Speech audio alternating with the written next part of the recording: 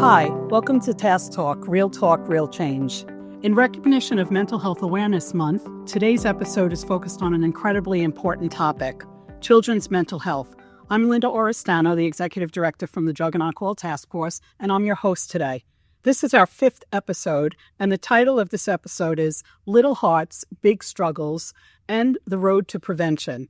Today we'll be diving into emotional challenges young children face, how families and schools can support them, and how early intervention can help prevent future issues like substance misuse.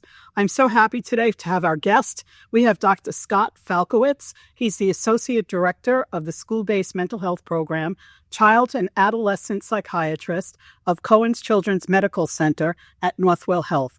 Welcome, Dr. Scott. Thank you so much for having me for this important talk. It's great to have you. We also have Deborah Winters, who's a licensed clinical social worker and parent educator.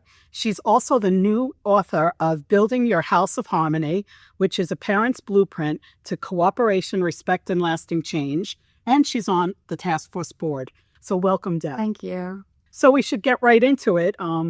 So one of the things I want to ask you, or the first thing I'd like to say is, what to both of you, what signs should parents or educators look for that a child may be struggling emotionally or mentally? Sure. So, I think that there are a number of things, and I'm glad you mentioned parents and educators because, it certainly takes a number of us to recognize the signs. And usually, we like to say to parents and to educators, if you notice any change, first of all, it's an important thing to notice, right?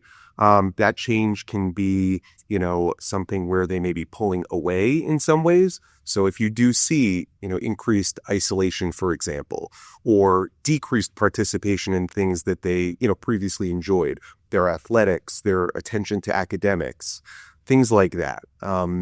Beyond that, certainly if there are other changes, like maybe they're not as engaged with the family at home, right? They are spending more time isolated to their bedroom. Perhaps they've been a bit more irritable or sleeping habits have changed. Perhaps they've engaged in some riskier behaviors. Really anything where, somebody is saying to themselves, like, this is just not, this is not my child, or my student. I think it's worth asking the question and, opening up that discussion to make sure that the child is okay. Mm-hmm. Yeah, I agree with all of that. Anytime there's a transition in a child's life, albeit positive or negative, there can be a physical or mental response to it. So you want to look for signs that lead to more maladaptive things like Scott mentioned, isolation, sleeping, even with younger children, sometimes bathroom habits like withholding or wetting the bed, anything that Scott mentioned that indicates this doesn't seem like my child, this seems out of the norm, I should take a deeper look. So I'm just curious, with social media, do you find that isolation of youth is also a big issue and part of that? Or is that just the generation today? I mean, I definitely, social media brings up a very important topic, perhaps for another, talk. But I think that, while we've given this method of, enhancing communication, social media has really, sort of led to a little bit more isolation in some regards. So much of the socialization that happens, it used to cut off at a certain time. You used to be able to have some moments of solace at home with your family. And, we've lost some of that. The social situation doesn't end in many situations. And I'm sure you hear about some of this too, even into the night, like into the middle of the night that these kids are up and communicating. And it can be a very isolating experience, especially when, bullying starts to become involved or exclusion and certainly comparison. I know of a young child, 14 years old, I don't know if that's considered a child or a young teenager, who's up till like 12, 1 o'clock in the morning, social media, doesn't know how to make friends, has problems, doesn't know where to be, doesn't know what to do. What does someone like that do? How do you help somebody like that? I think this is, a very subjective answer because every child is different and every family's habits and value systems are different. I think the most important thing is to, again, look for signs. Can my child order at a restaurant? Can they make a phone call that feels uncomfortable to them to buy something? Can they socialize at family gatherings and look people in the eye? So just because they are using their phones in their rooms with the doors closed for a little while, can they also function in real life situations? But if the answer to those things are no, then I think you have to look deeper into what's the usage of my child's screen time? What are they looking at? How are they feeling about it? Because in this generation, I know that abstinence would be wonderful, but screens are so omnipresent that it's almost Not realistic. unrealistic for so many families. So learning to balance it is, I think, the number one preventative measure if you're looking for ways to help your kids. And I love how you say that, because so much of what has to happen is, really in the home, right? As a family, as a unit, to, start by saying, yes, this is something that we probably all have to adapt to in some ways. Right. So, starting by understanding your child and your family's usage of media, because, ultimately, right, like it's not all bad. And we do know there are some detriments, especially if we leave it unchecked or, Right. Not discussed. Which leads right into the next question. How can parents respond when a child is acting out, shutting down, or seems overwhelmed? So I think it's a natural response for a parent to worry and feel emotional about that, maybe angry or frustrated, as though the child is doing something to them to inconvenience them. And that is not a knock at any parent. It's just a human response to discomfort. However, as Dr. Green puts it, children are not giving you a hard time, they are having a hard time. So when you can think of it that way and put their behavior in perspective, it can allow you to regulate your own emotions so that you can meet the child where they're at and tend to their needs. Again, going back to your first question of, is this normal? Is there something unusual going on? Why are they acting out? What's happening in their environment right now? Is there a transition going on? So I would answer that as stop, pause, ask yourself some questions, and try to get to some of the root cause before responding emotionally to what they're doing explicitly in the home or in school. Okay, great. Definitely. And, I think listening to what you were saying and, completely agreeing with all of those points, it's that idea of almost like validation of the child's emotion, right? Like it is normal. It's expected for not only them to have emotional reactions, but, as parents ourselves, and to sort of, model that that's okay and we can self-regulate. So to sort of be vulnerable, to accept what they're presenting, and then, to really like question it deeper and, like Debbie said, explore that a little bit more to get to the heart of the issue, maybe. I know we spoke a little bit about what happens when they act out, but what are some of the most typical common mental health issues that you're seeing in children today, and how do they typically show up to that? So, certainly a wide, spectrum of things are presenting, but, pretty consistently across the, medical literature and even just anecdotally, we are seeing so much anxiety out there. And anxiety seems to really, lead the way. And while anxiety is typically thought of as more of an internalizing issue sometimes, right? Something that causes people to retreat inwards, maybe not to, really talk about or show what's going on, to, really engage in avoidance more than anything. Right. There are other presentations that sometimes we kind of misinterpret. Sometimes it is more of an outward expression. So a child who is very irritable or even explosive, at more extreme ends of things, getting into altercations at home where maybe property is damaged or destroyed, or even, hopefully not, but physical aggression and violence. I mean, even these things can be a manifestation of, a real internal discomfort, as opposed to, a bad child doing a bad thing. Again, it comes back to, I think, what you were saying about, understanding the emotion. So anxiety is definitely one of the big ones. certainly, unfortunately, a lot of depression we see. And the other, the other piece that we hear a lot from schools lately is increasing behavioral difficulties. The self-regulation piece. I always say that we're not born knowing how to resolve conflict. But as our children get older, we just assume that they know how. So really working on not just why our children are doing things, but also how can they do things differently. And with anxiety, I'm always an advocate for anxiety because we all have it. Right. It's a protective factor that helps keep us safe. So if you were to cross a busy road and see a car coming, your body's going to go into fight, freeze response.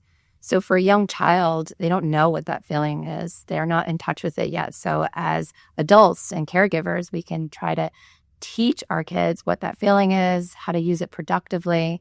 Now, not everybody's anxiety levels are going to not feel like a clinical response, but it's okay to still talk about it as though it's something normal and something we all have, and to make it our friend and to lean into it because it's really telling us that something is important and we need to pay attention. But we also need to teach parents how to do that because a lot of parents don't even know how to do that or get in touch with it. Yes. I think it's important. And they're the ones that are teaching their children, So, and I think that's why books like what you have and programs like you do, Dr. Scott, it's important because parents really need to kind of have the tools that they need and the support that they need because I'm sure parenting today is not easy.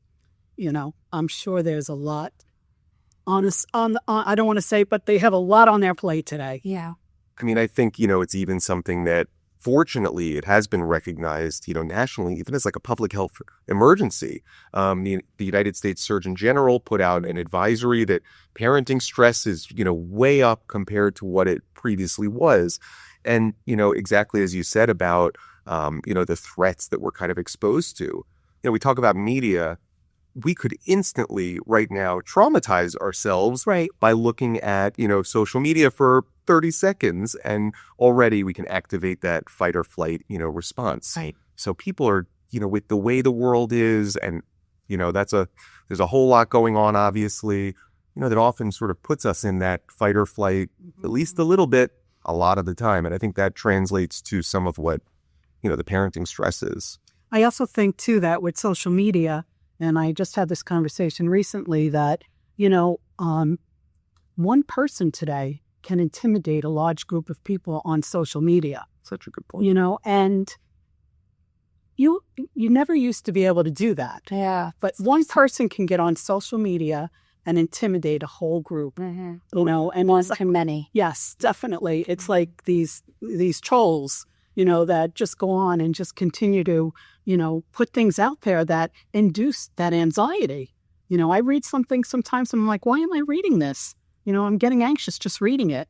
So I can imagine, with some of the games that these kids play too, there are a lot of violence-based ones and, it has to bring anxiety to them. It's really important, though, that we recognize that we all have a choice, right? We can choose to participate in things that make us feel good, and we can choose to participate in things that don't make us feel good. And so when we can also teach that to our children, it's a matter of saying, how does this make you feel? Do you feel rested? Do you feel relaxed? Or do you feel worked up? How does your body feel physically? And to answer the same questions about yourself. These are indicators that anxiety is not helping us. It's not being used productively. So in the example that you give about the news, for a lot of people, not looking at the news causes them anxiety, right? But how much news, how much of this engagement is going to help you versus hurt you? Where's the balance? Right. Yeah. Mm-hmm. I've heard the term, even people talk about like a media diet. Yeah. Right. Like how much of the stuff, the guilty pleasures do you take in and how much of the, more positive, helpful pieces of input and media that you bring in. And it's hard to find that. But I think, I really like your point because there is, a large tendency for us to say, media bad, exposure bad. Mm-hmm. And really, it's finding what works for that person. So matching up to, the temperament and really the culture of your family sometimes, your household, as, as I'm sure you talk about in your book for sure. So that's another good question. So what roles do schools play in supporting youth mental health? Our kids are in school all the time, and how can families and schools work together, to accomplish this? So that's a great question. And, I'm happy we're talking about it because we need schools to be a central part of this. Schools are the place where our kids are spending, most of their time. And there's the term educator, right? So we have this opportunity, and I think this, this sort of fundamental need to educate them about, as we're saying, really learning about yourself first and foremost, right? So understanding how people regulate, understanding what makes you tick, understanding how to regulate when you really do feel dysregulated. And we know that, school and academic stress is one of the, really central stressors for kids these days. The demands seem to be higher and the access is always there. So, really encouraging them to work through it, even with the academic stress, and then by extension, applying it in other areas. And it really, you mentioned prevention. I think schools are such an important, foundational aspect of prevention.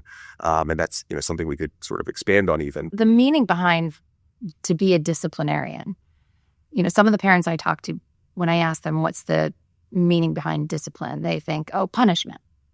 I have to punish my child to teach them a lesson. The operative word here is teach, right? To be a disciplinarian means to be a teacher. And so, as you mentioned, Dr. Scott, if you are teaching and educating, if you're educating, you're also teaching. And so how do we get through this situation? How do we regulate? How do we be kinder to our fellow students? How do we express ourselves when we're feeling angry? That's not going to get us into more trouble. How do we learn to lean in versus lean out? Not every situation has to be, fought back. And I think a lot of parents want their children to be strong and to not ever be hurt or get taken advantage of. But sometimes children get confused about how much involvement I need to take and what that looks like in terms of defending myself versus actually, no, this is not an opportunity for me to lean into because this is only going to get me into more trouble.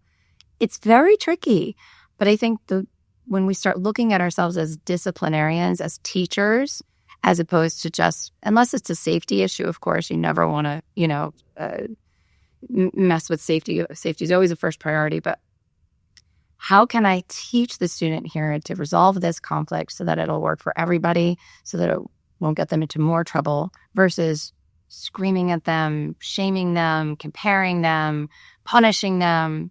That's not teaching. So again, how much of that is learned behavior? Right. The styles. It's kind of, they have to relearn how to. This is a lot about what I talk about in my book because traditional discipline is outdated for many of this generation's kids. If you go in with a suggestion or advice or punishment and it works, that's great. But if it's not, then something new, something more evolved has to take place. And that's where I think you're coming from today, is that what else can we do to help and support these kids? Because traditional discipline isn't really working on a generation that's growing up in a much more democratic household. There's 2 working parents. Everybody has a say. And then they come home, they don't eat right, and they're on gaming. Mm-hmm. It's like, are they sleeping right? These are all variables, I think, that go into it. Mm-hmm. Yeah, there's no question. And, families are doing their best to adapt to a world that is changing very, very fast. The evolution of AI and, taking over some tasks in our household for, it's just, it's making an effort to really carve out the idea of, communication and I think a cohesive unit. It's such a beautiful topic to think about your home, right? We talk about the home in so many ways. In part, look, school is an extension of home. It's another home. Your community is part of your home. Mm-hmm. We have to sort of move in a direction of feeling that, we have safe spaces to emote, express, and also that, as you said, we're not just going to face discipline, but we're actually going to learn and really lean into like that growth mindset, right? That Yes. even challenge, even conflict is sometimes, it's so fruitful. It's, Yes. it's not bad. Like, look, you made a mistake, for example, if whatever situation, and, not you made a mistake, so here's the consequence. Right. You made a mistake and here's what you learned. right. And, how are you going to show that you learned that? Right. And that's a real positive opportunity as opposed to just taking from somebody. Totally. This is an issue that comes up a lot too. When is medication appropriate for children? And how do you help families make that decision? Because that's a real, so many people are against medication. So many parents are worried about their children, so they put them on medication, but they don't know, when do I take my child off of the medication? It's like, what do you think about that? So it's a really, good question to ask. And it's a complex issue, honestly. We in child and adolescent psychiatry, of course, we look to the evidence base, right? The medical literature. What are we seeing that, is backed up by science and safety data just to inform us in general? But when we're, approaching the idea of medication, I would say, first of all, as child and adolescent psychiatrists, that is not at the forefront of our treatment. In fact, in our school mental health partnerships, we are only prescribing medication to around 8 to 10% of kids. So I like to say to parents, 90 to 92% of the time, we're not even talking about medication because there are so many other things that, factor in, things like how your family culture is and discipline and all the different things we're talking about. So really, it becomes something that we'll, bring into the discussion when either the problem is at such a severe level that even trying these other interventions may, be it a family level intervention, a crisis support through the community or a community-based organization, or even, trial of therapy. If somebody is, in a place that they're safe enough and functional enough to do that, you've tried that, you've, really explored why something like that may or may not have worked. We really try to, from at least our standpoint, see that we've tried alternatives and that this is really at least, it's trying the least restrictive option first, right? So it's often at the sort of last resort phase. Right. And it is always 100% a collaborative discussion. Mm-hmm. So, no child and adolescent psychiatrist or, any mental health provider should come in saying, this is the only way this is going to happen. This is the only way it's going to work. Collaboration means being creative and really looking at all of the different things that you can address. Of course, medication does sometimes have its place. Mm-hmm. And, we would only prescribe or recommend it if it was indicated and likely to really provide benefit. Yeah. I think there's also a ton of research out there now, more and more on holistic care. Yep. And I'm a behavioral therapist, so I always look to the environment first and foremost. And when parents feel like they've tried it all and nothing else seems to work, including diet, rest, activity, it certainly could become a conversation. But I always present it as pick your hard because there will be side effects, right? Maybe the child won't eat as much or they won't sleep as well, or they'll be a little moody when they get home and the medicine starts to wear off. So you have to just pick your hard because the alternative is maybe their child then isn't focused in class or they're not safe running in an environment where there's lots of people or they're oppositional defiant and it's just difficult to do anything as a family. So you want to look at all of the factors. Right. I used to teach religious ed. And I remember parents who had children that were on medication, it was in the evening. So they would be on this medication from early in the morning. And then by the time they got to religious ed, it wore off. Yes. And they were acting out. And it was, it was really hard for these kids themselves to be in that place. So, it was suggested, that we talk to the parents and the parents talked with the therapist and the psychiatrist about, timing and, other alternatives for these children. And forgive me if I'm Okay, but this is how I like to explain medicine to parents, because oftentimes they just think of it as like a crutch or something. It really does depend on the neurochemistry of the brain. So how things fire off may not be firing off correctly. So the medicine comes in, helps things become unstuck, to, for your neurotransmitters to talk to each other more efficiently. Oh, good, you're shaking your head. Yeah. Oh, you said I'm great. Yeah. So I think when parents are to recognize it as a tool rather than a crutch, it's helpful. Yes. And I think, even when we're having that conversation, you're totally right, by the way. I think you're right about a lot of things. I'm looking forward to the book.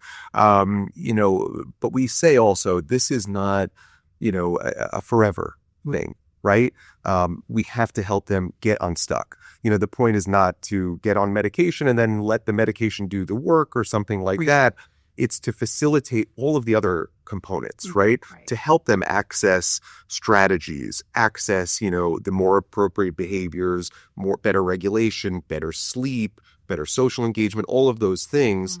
And, we know children are a moving target. They're developing, their brains continue to change and mold and adapt until, mid-20s typically, right? So we tell them, and I do say this to every family that, even though we're getting started, this is, something that we will continue to evaluate. And at any point that it, is no longer needed, there is no need to, have this outside piece, maybe. So we're always trying to do that. Is there a connection between untreated childhood mental health issues and behaviors like substance misuse later on in life? Untreated mental health issues breeds more mental health issues. There's a lot of co-occurring disorders that can happen as a result. So let's just say your child is anxious and it's not treated, then the anxiety can lead to depression. If the child is depressed and not being treated, it could lead to social isolation. If the child is socially isolated and it's not treated, it can lead to looking toward the wrong groups to feel accepted. It's a snowball effect. Would you agree, Dr. Scott? There is no question at all. And, again, coming back to prevention, right? We want to go upstream to avoid downstream, problems. And we know that untreated mental illness in some situations, it leads to worse sort of consequences as an adult. So, poor employment status, higher rates of divorce, criminality, all those kind of things, if we don't really address some of these core issues. And, we also understand that the youth, that is where we see some of the more, unfortunately, severe persisting mental illnesses start to show up. And we know that, really getting ahead of that and treating things before they develop can even sometimes prevent some of the things that are even genetically encoded within us from really expressing themselves. So it's so important to, not really ignore the signs. And, I think all of us here are trying to, shift the culture and the stigma around mental health. Right. Everybody has mental health. There are times when we all have, some elements of mental illness. I mean, let's be honest. So, it's really important to just, highlight that. And that's why a platform like this is just such an important thing. So, yes. Yeah. Right. Physical illness. Oh, what's wrong? Mental illness. Ooh. Right. Exactly. Right. And I share this in other podcasts that if a person has cancer or diabetes, it's like we have to help them. We have to give them the right. But if they're on drugs, they're an addict. Stay away from them. It's like it's a fear-based thing. So that stigma is really important for us to really continue to work on. And, it's also very hard because what the task force tries to do is reach out to parents. But unfortunately, because parents are so busy and they're constantly running, hopefully podcasts like this will bring it to them. And hopefully they'll actually listen to it and they'll get something from it. And if they have any questions, then they can reach out and move forward and we can help them, maybe one-on-one, maybe in small groups. I think it's really important to be able to do that. We have active parent training and we have other programs. And Deb, we're looking into the PCN program with you. And, there's other evidence-based parent programs that we'd like to use to give them the tools that they need because it is a job. It's a full-time job. Very much. It's not easy raising kids today. You know, I'd like to just piggyback that by saying that all the parents that I work with and meet, they're amazing. They have the best intentions. I never feel like parents aren't trying. Right. Yep. It's just to your point, because of the generation that these kids are living through and all of the obstacles that they're dealing with that we never had to deal with, we're learning how to parent differently. Right. Mm-hmm. So true. I mean, if I look at how I was raised by my grandparents many, many years ago, and then I see today how, we're raising our kids and they're raising their kids, it's so different, so different. And we often, get into that discussion, as you definitely do, about, what is the best way? And parents want to know, how do I find that middle ground? And it's a very difficult thing to do. And, we know that the sort of more extreme, authoritative parenting is really, more in that punitive sort of sphere. It's not really teaching the lessons. It is probably generating more fear and activating that, stress, the fight or flight response. And that being, too permissive can also, make us into doormats a little bit. Mm-hmm. So it is so hard, but it is also with the right tools, to find that middle ground, find peace, find, what we all deserve, right, is day to day being, generally pretty happy and having nice moments and managing the difficult ones, effective. Well, learning to live life on life's terms with having the tools to do it. What's one practical thing parents or caregivers can start doing today to support their child's mental health? I think that really taking the time to sit down and to check in. I think we, as we said, we're running in so many different directions and we miss those opportunities so often. And we, a lot of us are very easy to or quick to say, we'll do it, next time. Or as soon as we get this done, we're all going to X, Y, or Z. Mm-hmm. And, the time is now. And perhaps the time is yesterday, to sit down, sit at the table and check in with each other. How are you? I mean, I think starting conversation with curiosity and, a neutral, investigative kind of curious approach is a really welcoming thing for families. Mm-hmm. So I think opening the discussion like that is important, again, creating that culture and that sense of safety. But I think it's about self-awareness. I think when we're feeling overwhelmed and out of control, we have a tendency to try to control the situation through yelling or through nagging or over-parenting. So that can make a child, as you described, Dr. Scott, shut down. The brain is not capable of change. So reacting, not ending. Right, when it's being threatened. So I like just calling it like it is. I'm feeling so overwhelmed right now. I want to yell. And I'll tell parents, just take a minute and sit on the ground with your kids or sit on the couch and say to them, I need a minute. Can you take a minute with me? Can we breathe together? Look, you're not diminishing your feelings, but you're just creating a safe space to have your feelings. And if your children don't feel like they're responsible for your feelings, you're more likely to calm down faster because then they're not going to be afraid of you or yell back and perpetuate whatever it is that you're already feeling. So if you have young kids, bring them in, right? Come sit with me, come lay with me, come, help me take a deep breath. If they're older kids and they don't want to touch you and they don't want to be near you, just talk about it. And just, if you can, make a joke about it and be like, I'm about to explode. And you know what that looks like. Get away. Warning, warning. And it just helps to make your problems your own and not have to put it on everybody else to solve. So your children don't walk away feeling like they did something to create your problems and maybe they bothered you, but if it's age appropriate, they don't need to carry the weight and bear that. So what I hear you saying is it's so important to communicate what you're feeling. Yeah. And not hold it in. But oftentimes parents will say, I'm not very good at talking about this. I'm not a therapist. And my answer is you don't need to be. And if it's something that you're not comfortable and you're not in touch with what the emotional language is, just say, I want to yell. Tell them how you feel. Yeah. And if it's about their behavior, just use reflective listening. You look like you're mad. You look like you're about to yell too. It's just call it like it is. What do you see? And what do you feel? If it's just really very simple. Yeah, I mean, the expectation is that we all have the same things. We're all going to deal with emotions. So, modeling and showing that there are effective ways to do it and showing that, our expectation, I mean, there's such a, pressure for perfection with kids and in so many areas. There is no perfection, right?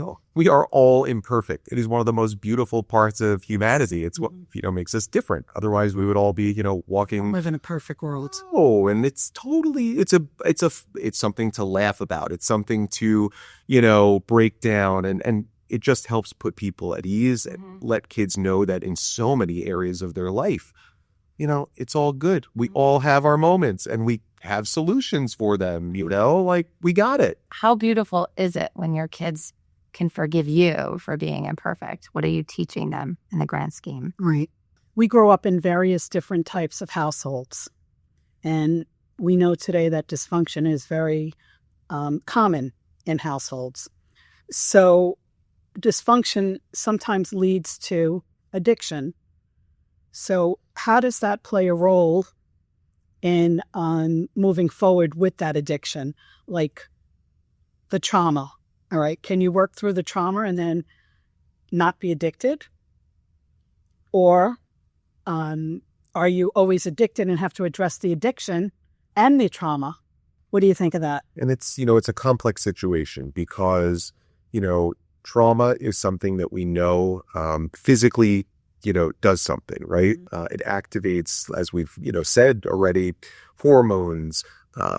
It, even has been shown to alter the genetics, like literally.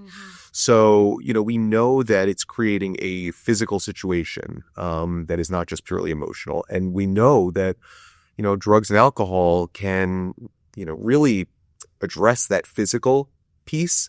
But unfortunately, depending on the substance, there is that physical dependence that can tend to occur, even with substances, like marijuana, which unfortunately is, by the youth, it's being viewed as something, very benign when it's not. It's not. It's not. So, to your question, I think about how you sort of take that on. Yes, there are schools of thought about just address the addiction first. It must be addressed. But I believe you have to do both in concert. Yes. There are emotions that fuel addiction. There are, all of the triggers that fuel it. And if we're not directly getting at that, we're going to be looking at something that continues to kind of propagate throughout your life. So leaving the emotional piece out and just trying to stop using is a very difficult task to accomplish. Unfortunately, I think in my experience, what I have seen is that a person that has an addiction, they won't get help until they hit a bottom. So they really have to hit that bottom before they get help.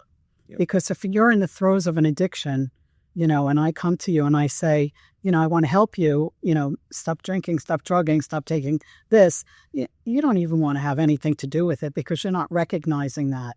So does that create the trauma? Of course it can create more trauma. I'm really trying to think about how even when somebody's in the throes of it, they might not even recognize the signs. So how do we teach what trauma is? Because there are big T's and little T's. And the big ones are the obvious ones. I was in a car accident. My parents divorced. Then there are the little T's where you may not have felt good in your body. You may have felt shamed by your parents, and whatever they might be, but they might not be so obvious. And just because you experience trauma in your life doesn't mean that you have to use drugs and alcohol to escape. There are lots of adaptive ways. There's sports. There's finding safe people, safe communities like church and religion. But I think your question is, once you've already crossed that bridge into drug use, how do you get out of it? And to Dr. Scott's point, you have to deal with both. You have to feel safe enough to understand that these experiences happen to you, and that you're safe to pursue healing from them. That doesn't mean that they have to be who you are. They're just something that happened to you. And it's such a, I think it leads to what happens in treatment so often, which is, treating situations in children involves addressing the family. You must. Right. It's a family disease. Definitely.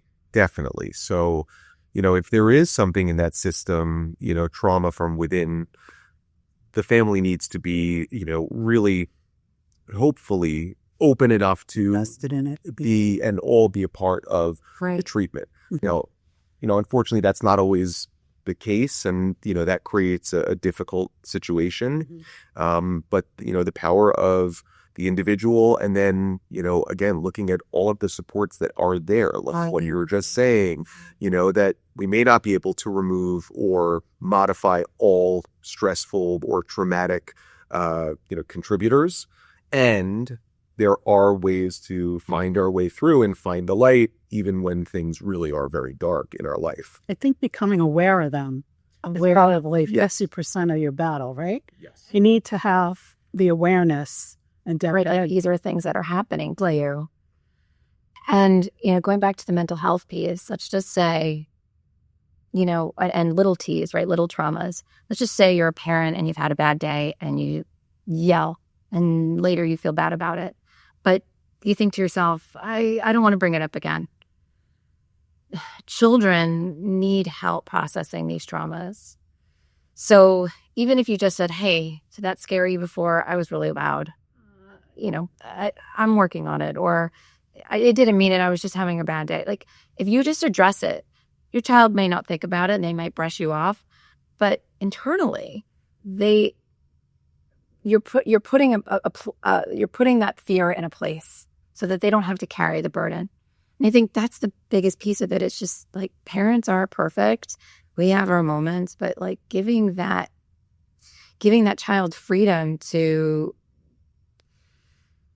not have to worry about your problems, not have to internalize it as something they did, because it's that internalization that I believe leads to more propensity of escapism, whether it's through your phone, through drugs and alcohol, bad relationships. And I know I'm overgeneralizing right now. No, I understand. And depending on what role we play in the family, like I might be a caretaker and I might take care of somebody in my family, like my mother or my father or my sister, so for me, it might be very hard to let go of certain things, and that's where I need to do the work, but, so there are different roles, I think, that play a part in that as well. All right. So Dr. Scott, can you tell us a little bit about your school program and what you're doing? That would be great. I would love to.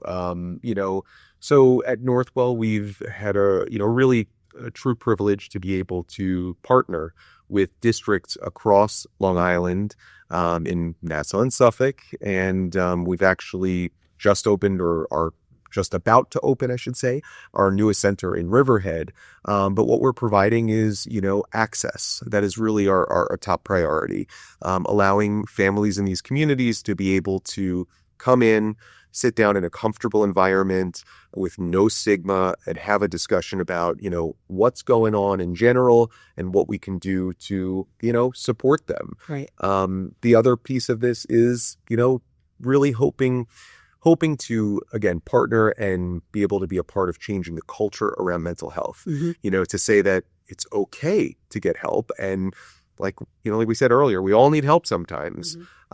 So, there are a lot of ways, a lot of resources that, we're trying to connect with families and educators out there, so that, we can really promote prevention, and be there when people are in need. That there is a place to go. That's great. And I know that you're in Northport too. Northwell is in Northport. So we're really excited to have that program here right in Northport, which is great.